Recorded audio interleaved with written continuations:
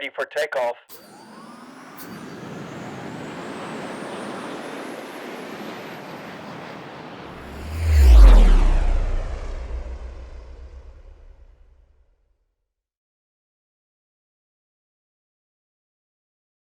Thank you so much for being here.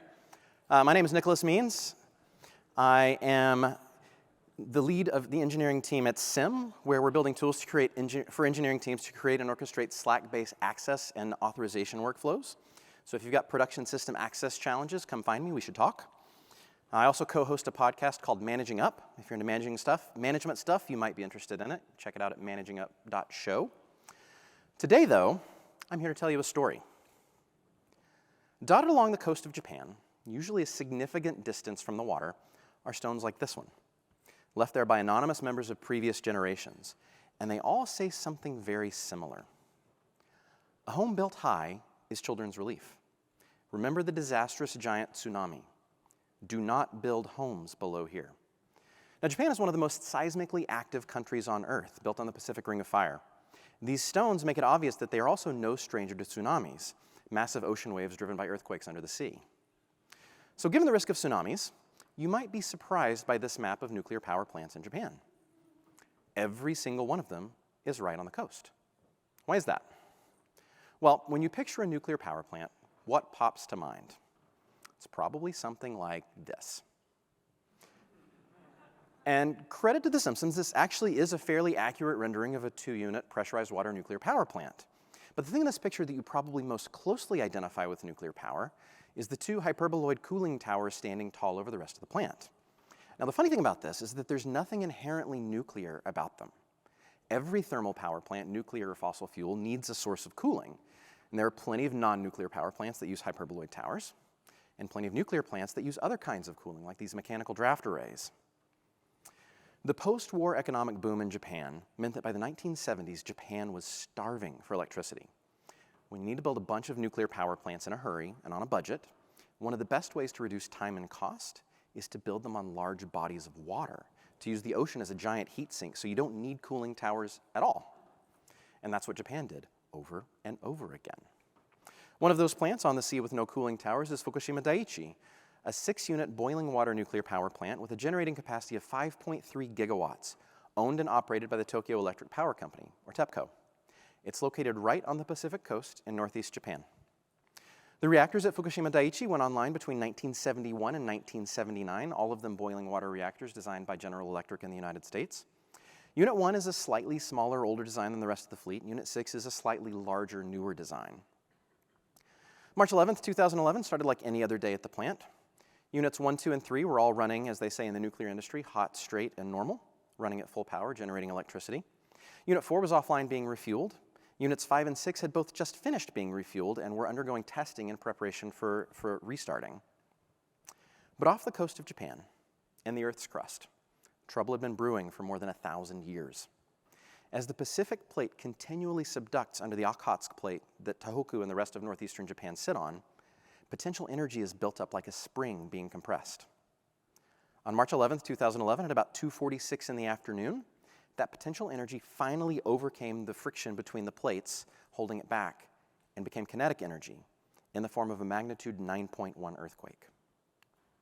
The epicenter was about 45 miles off the coast, but subduction zone megathrust quakes like this one typically involve a rupture along hundreds of miles of fault line. In this case, the fault line that ruptured roughly parallels the northern coast of Japan.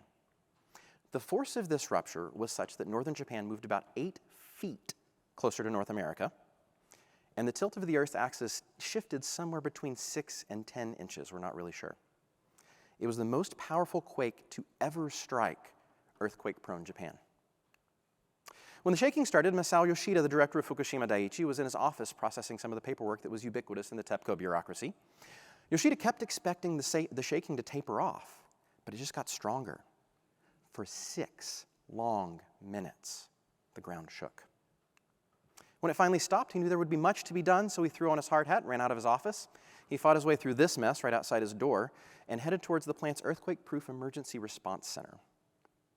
The control room for Units 1 and 2 was in disarray right after the quake. As the shaking stopped, the operators immediately ran to the panels and started figuring out the state of the plant. calling out various measurements to Akuo Izawa, the shift supervisor in charge of Units 1 and 2 that day. They were able to quickly see that the plant's automated emergency systems had done exactly what they were supposed to do. Now, to understand what happens next, you need to know a little bit about how nuclear reactors work, so let's do a crash course. The heart of any thermal power plant is the heat source. In a nuclear reactor, it's the uranium fuel rods that create the heat-generating nuclear chain reaction. The fuel rods are contained in a pressure vessel and surrounded by water that in a boiling water reactor boils to steam at the top of that pressure vessel.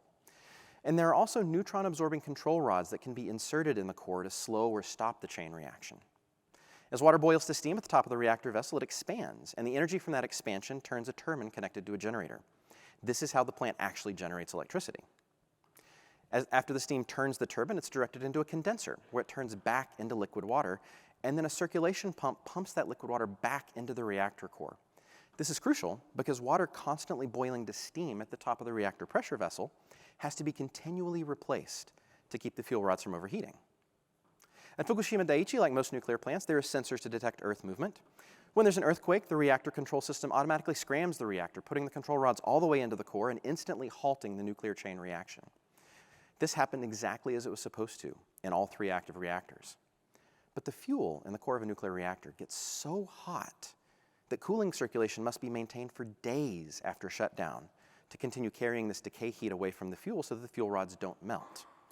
Only once that cool down has happened has the plant reached a safe state of cold shutdown. That means the reactor's circulation pumps must be kept running even though the core is shut down. And that's a problem when a giant earthquake has severed your plant's connection to the electrical grid. Thankfully, the plant had redundant answers to this situation. First, each reactor has 2 enormous diesel backup generators, just one of which provides adequate energy to maintain circulation through the core. These generators had all started automatically as soon as the plant lost its grid connection. In case the generators failed, each control room also had a bank of lead-acid batteries to power instrumentation and control valves for several hours. Second, each reactor had a passive cooling mechanism that would function without any external power at all. In Unit 1, that took the form of an isolation condenser. It was a large tank of water open to the atmosphere. Steam from the reactor pressure vessel could be directed through a heat exchanger in the isolation condenser, where it would turn back into water and flow by gravity back into the pressure vessel, with the water in the isolation condenser boiling off to steam in the atmosphere to release the heat. The isolation condenser could passively cool Unit 1 for 3 days before requiring more water to be added, without any human intervention at all. The slightly newer Units 2 and 3, because they're larger, have a different passive cooling system, the Reactor Core Isolation Cooling System, or RCCI for short. The RCCI is a more complicated system, but the basics are that the steam from the reactor pressure vessel drives a pump that replenishes the water in the reactor core. It can be topped up from an external tank if the water level drops. When the backup generators kicked on at Fukushima Daiichi, these passive cooling systems all kicked into gear as well. Now at this point, despite being without power from the electric grid, the plant was well on its way to a controlled shutdown. Everything was well in hand. When the first tsunami warning went out a few minutes after the quake, the initial prediction for the Fukushima area was just around 50 centimeters, 18 inches. That would later be revised several times, but never beyond the plant's 19-foot-tall seawall. They made a precautionary announcement over the plant's PA system that there was a tsunami warning and that workers should move to higher ground just in case. But that was the extent of their preparations. In reality, the largest of the 3 tsunamis heading towards the plant was more than 40 feet high, and it was moving at 100 miles an hour. When it arrived, the operators in the windowless control room had no idea. They were shocked when one of the operators announced a new critical alarm at 3:37 p.m. The diesel generators have tripped. A few seconds later, the overhead lights in the control room went out. Then slowly, randomly, panel by panel, their instruments all went dark. The constant warbling of alarms from the unhappy plant was replaced by an eerie silence. A few seconds later, Izawa broke the silence by shouting, "Station blackout!" They had no electricity at all, a situation never considered realistically possible in all of their emergency preparations. The reactors at Fukushima Daiichi are all located on the 10-meter level, 10 meters above sea level. The huge diesel backup generators, along with the power switching equipment and lead-acid backup batteries, were all in the basement of the auxiliary building on the 4-meter level. When the tsunami arrived and inundated their seawall, they were all destroyed. The operators found themselves trying to operate 3 nuclear reactors that just minutes before had been generating over 2 gigawatts of power with no instrumentation and no remote valve controls. Their immediate concern was Unit 1.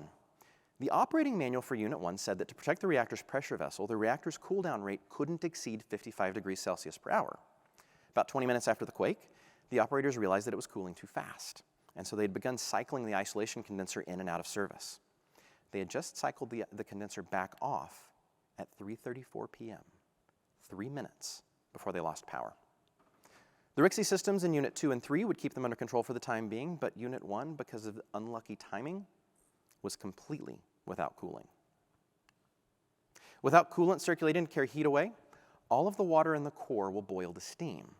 And this causes a couple of things. First, without cooling, the nuclear fuel rods will eventually get hot enough to melt. Second, because water expands when it turns to steam, the pressure in the pressure vessel rises. If pressure gets high enough, it will eventually turn into a giant steam bomb and explode, spraying radiation into the environment. Now, given Fukushima's location, that could make Tokyo uninhabitable for decades. That fact was in the back of everybody's mind. There were a few things they needed to do to get Unit 1 back under control, and they started working on them all at the same time. First, they knew the instruments in the control room would work under DC power. So, while one team began looking at wiring diagrams to figure out how to hook up electricity to all their instrumentation, another team went out and began harvesting car batteries from the cars parked around the site. While they worked on that, another team began working on figuring out how to get water into the core of Unit 1. One of the first things that Plant Director Yoshida had done when the tsunami hit was to request fire engines from 2 nearby Japan Self-Defense Force bases. Now, this wasn't in the plant's emergency operations manual, but Yoshida predicted, correctly, that they would need some way to pump water, and fire engines were the first thing that came to mind. Meanwhile, Katsuaki Hirano had just arrived at the Unit 1 control room. He was a shift supervisor from a different team. He wasn't scheduled to work that day at all, but he had made his way to the plant to help as quickly as he could after the earthquake. He had the idea of using Unit 1's firefighting pipe network to route water to the core.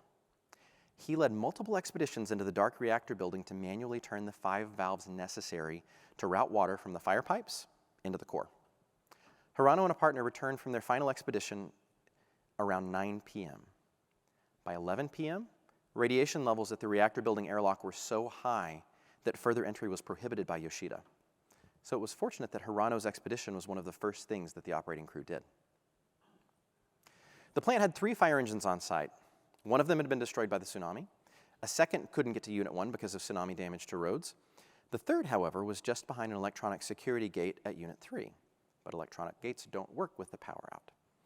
By around 2 in the morning, they had finally broken the lock on the security gate, moved the fire truck into place, and had begun injecting water into the core of Unit 1.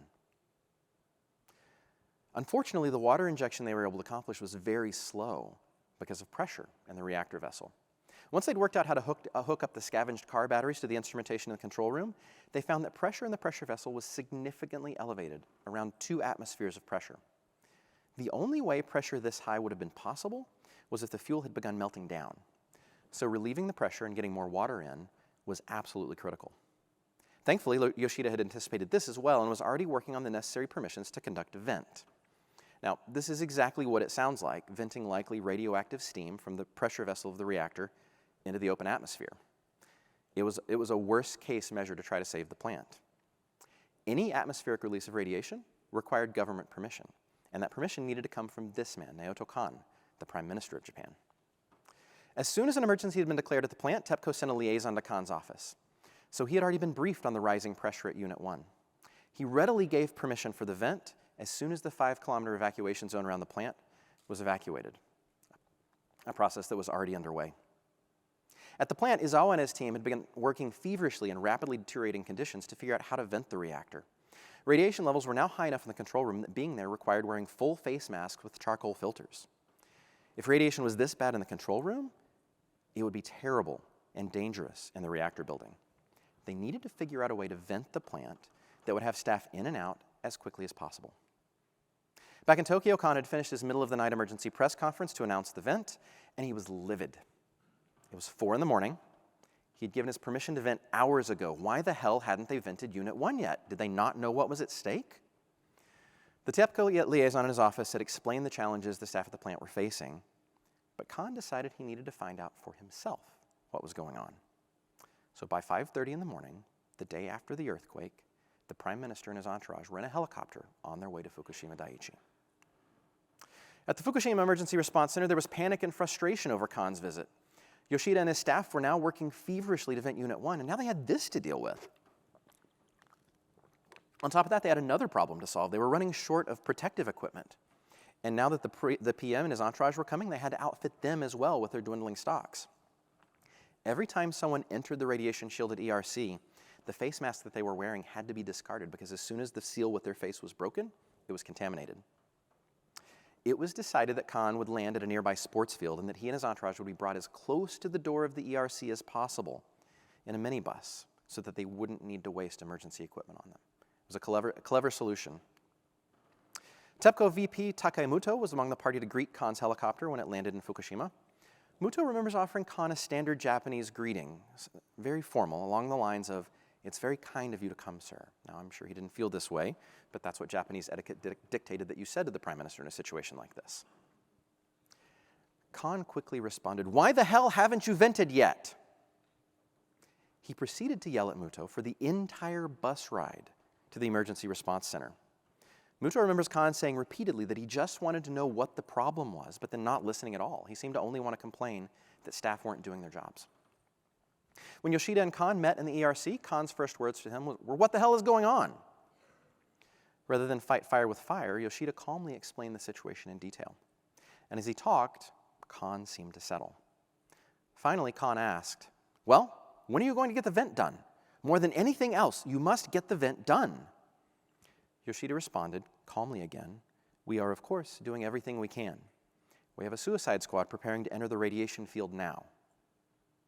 Hearing that there were people willing to risk their lives to conduct the dangerous vent operation seemed to end the discussion. The actual meeting had lasted 20 minutes. Izawa's crew had identified a pathway to venting that would only require opening 2 valves.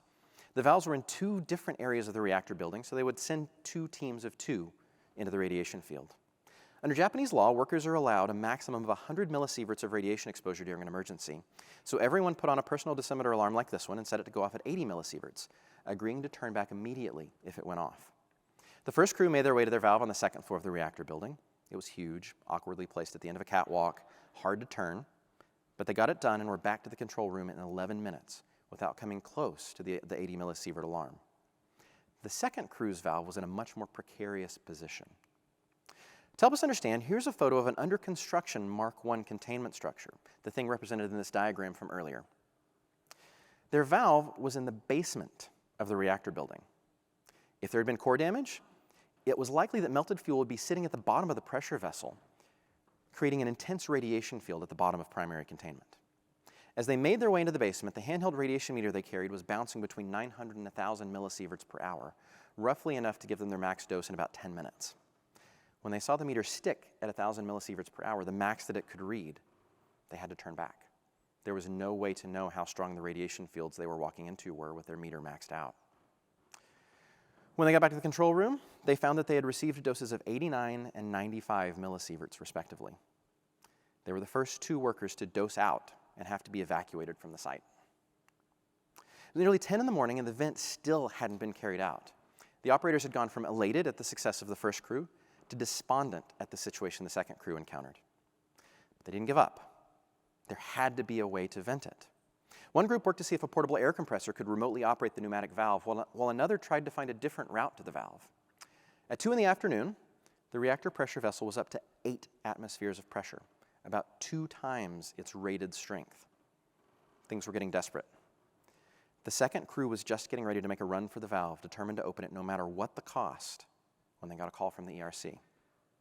White smoke was coming out the top of Unit 1 and 2's shared vent stack. Slowly, pressures in the reactor pressure vessel started to drop. They must be venting. There was no way they could know for sure without instrumentation, but the attempt to open the valve pneumatically must have worked. They felt a tremendous sense of relief.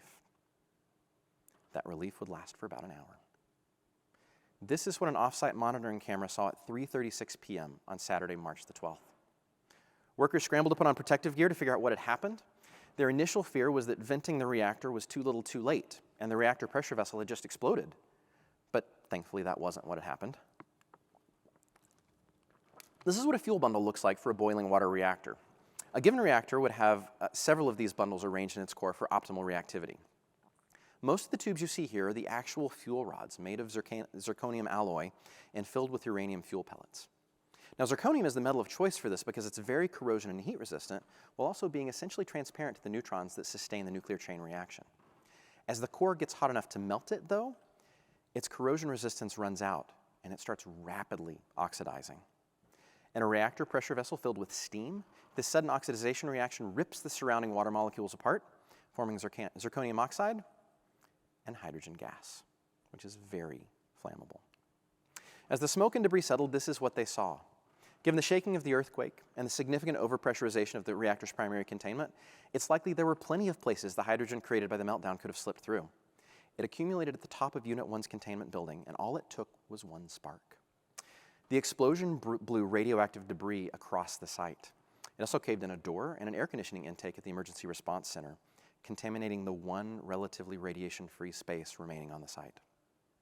The work of keeping Units 2 and 3 from melting down got that much harder. And the situation at Unit 3 was getting pretty critical.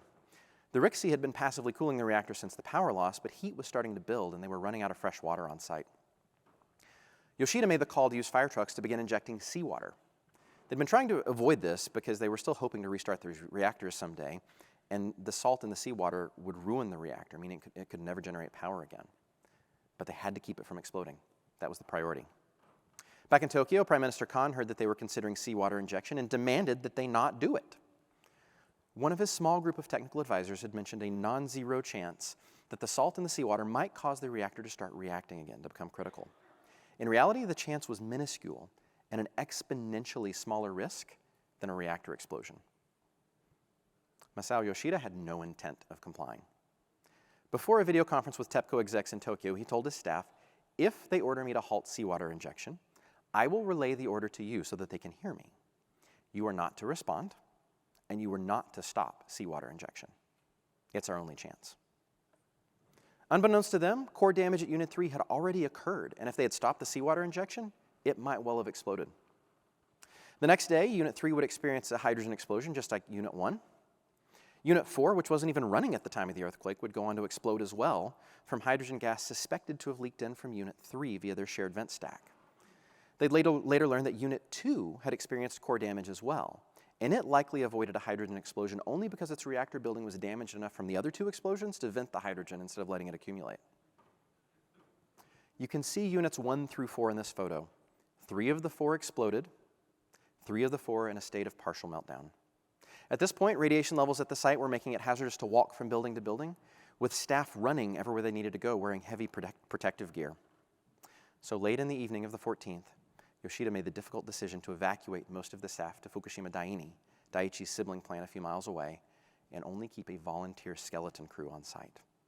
Yoshida didn't allow anyone under 45 years old to stay because people under 45 might still have children, and radiation poses more danger to them. Those over 45 were free to leave as well if they wanted. Nobody was forced to stay. Everyone who chose to stay knew that there was a significant chance they'd suffer dangerous radiation exposure, possibly even die, but they felt a responsibility to the rest of Japan to ensure that the plant didn't cause wider contamination. In the end, there were 68 plus Yoshida left at the plant. This group would be referred to by the media as the Fukushima 50.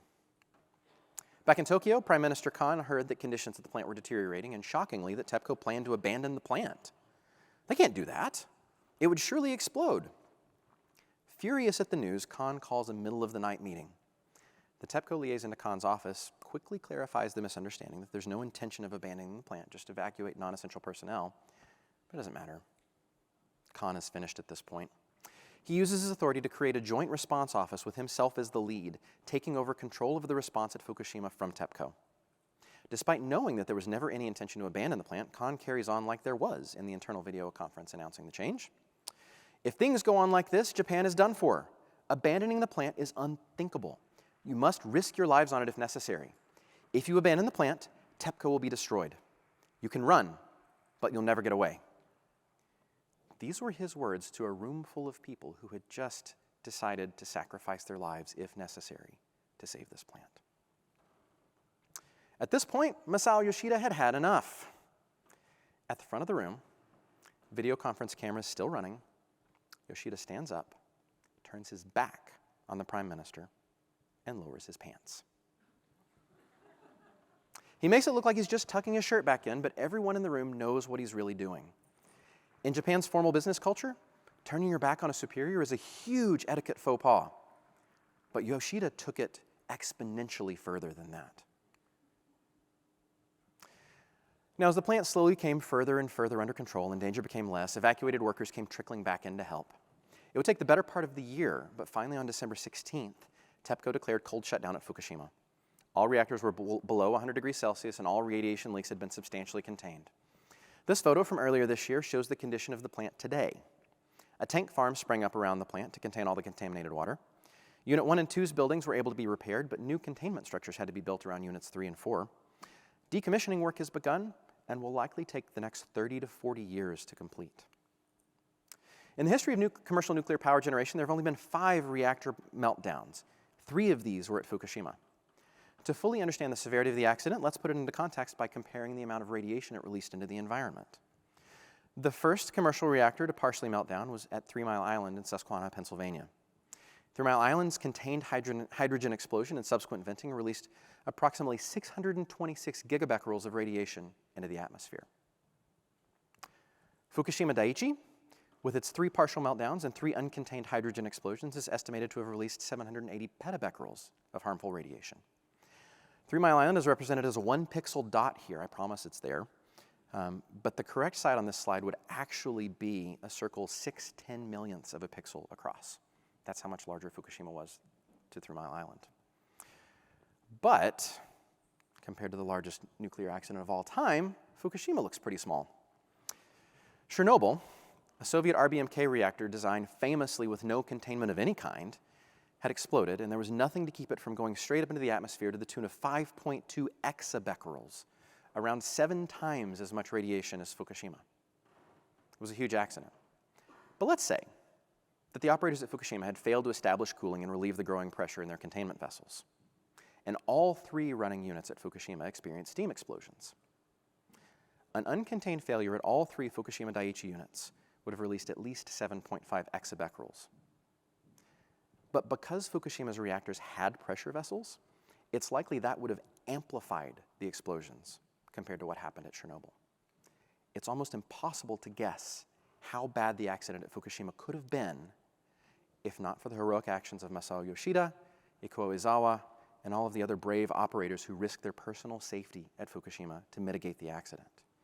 The only way to have prevented this disaster would have been to move the backup generators to higher ground, something that TEPCO was studying but hadn't yet committed to do at the time of the accident. It's almost impossible to improve upon the actions that the operators took in the minutes, hours, and days after the accident. So there's nothing the operators could have done differently to get a better outcome. What should we learn from the accident at Fukushima? Let's talk about Naoto Kan. Kan resigned on September 2nd, 2011, in no small part because of the situation at Fukushima Daiichi. Not just that it happened, but his handling of it. His distracting visit the morning after the earthquake, his attempted delay of seawater injection, his demoralizing pep talk, insulting the very people Japan was depending on to keep the crisis from escalating. In each case, there was one man that countered Kan. Masao Yoshida both shielded operators from Kan's interference and rallied them past it when it was unavoidable. He deftly handled Kan's site visit. He ignored Kan's order to pause seawater injection, and he very tangibly showed the Fukushima 50 that he would not stand for Kan's disrespect. And he did all of this in a culture where seniority and hierarchy are sacrosanct. How? A really interesting paper published by Dr. Ruth Ann Heising has some insight for us. Dr. Heising interviewed several employees who were participating in business process redesign teams at large companies. These teams were working to make fundamental changes about how their organizations worked. Part of the process each of these teams went through was process mapping, documenting the steps, conversations, tools, and other activities required to complete a core business activity like processing an insurance claim or launching a new product. These maps were always surprising for the teams that created them, and they often raised existential questions about employees' roles in the organization. The reason was that they revealed the actual structure of the organization, the relationships, the information pathways that were responsible for the organization actually being able to get work done. They learned that the actual structure of the organization was an organic, emergent phenomenon, constantly shifting and changing based on the work to be done, and often bearing little resemblance to the formal hierarchy of the organization. Observing the organization as continuously in the making gave employees an overwhelming sense of possibility, sparking ambition. Their experience with the mapping exercise shook them out of their, well, that's just the way things are, learned helplessness towards the bureaucracy and the way that their companies worked. We've all trained ourselves over the course of our careers to think that the folks at the top of the org chart know more than we do. And they often do have helpful, holistic perspective about the company and the industry it operates in. But all of the actual work of an organization, all of its output, happens at the bottom of the org chart, in the teams at the edge of the organization. Leaders at the top may have a wide perspective, but the edges are where an organization's detailed knowledge lives. And because of that, the edges are where the majority of an organization's decisions ought to be made.